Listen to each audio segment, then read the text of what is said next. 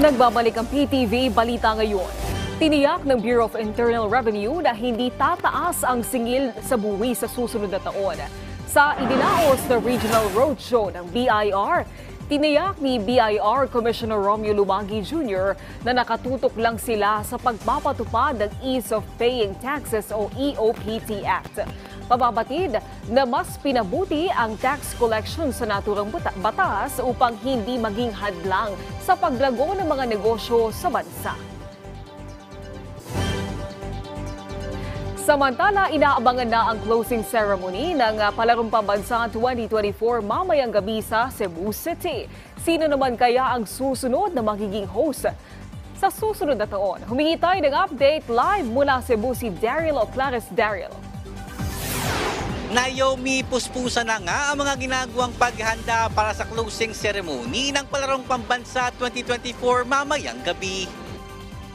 Mula pa noong Lunes, tulong-tulong na ang mga organizer ng palaro para sa unti-unting pagtatayo ng mga entablado, ilaw at sound system para sa closing rites. Nagsagawa na rin ng rehearsal ang mga magtatanghal ngayong gabi kung saan itatampok ang pasigarbo sa sugbo na binubuo ng mga kilalang festival sa Cebu City.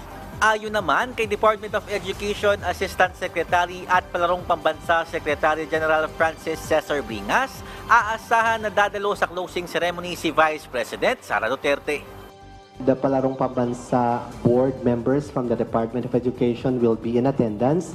As you all know, the protocol officer of the Vice President and Secretary Sara already has visited the place. They had their ocular inspection this morning, so we are hoping that our Vice President and Secretary will be gracing our closing ceremonies. Naomi, aabangan mamaya ang turnover ng hosting ng Palarong Pambansa 2025 sa Lawag, Ilocos Norte. Malalaman din mamaya kung saan gaganapin sa Mindanao ang Palarong Pambansa 2026. Mula rito sa Cebu City Sports Center, Daryl Oclares para sa Pambansang TV sa Bagong Pilipinas.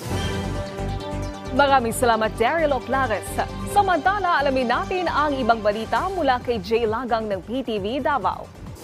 Mayong adlaw, gilusad na sa Davao City ang Special Action and Intelligence Committee for Transportation.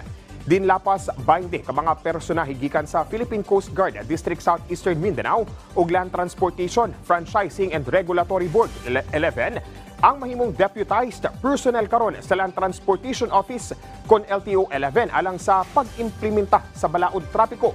Hulyo 12 ning tuiga gipahigayon ang pinning ceremony ug ang oath of undertaking sa napulo ka mga miyembro sa Coast Guard ug 11 ka mga personahe gikan sa LTFRB 11.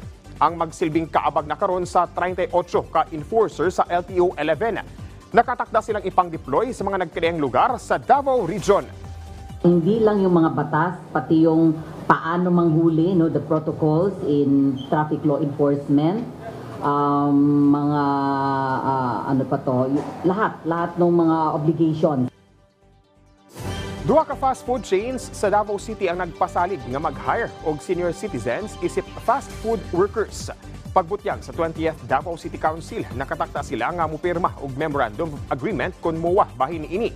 Hinoon dili pa mabutyag kung unsa kini nga mga fast food chains apan positibo ang lokal nga konseho sa mong lakang.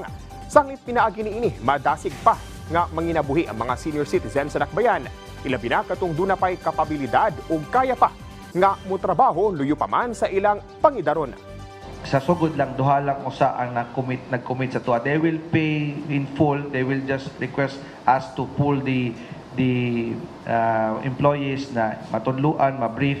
And then, sama sa lain nasod, kung kusgan pa ka, kaya pa nimo, kinahanglan nimo mo trabaho, tagaan ka po kag opportunity mo trabaho bisag senior citizen na ta. Og mo kadto mga nagpunang balita dinhi sa PTV Davao. Ako si Jay Lagang. Mayong adlaw. Daghang salamat, Jay Lagang. At yan ang mga balita sa oras na ito. Para sa iba pang update, follow at ilike kami sa aming social media sites at PTV PH. Ako po si Naomi Tiburcio para sa Pambansang TV sa Bagong Pilipinas.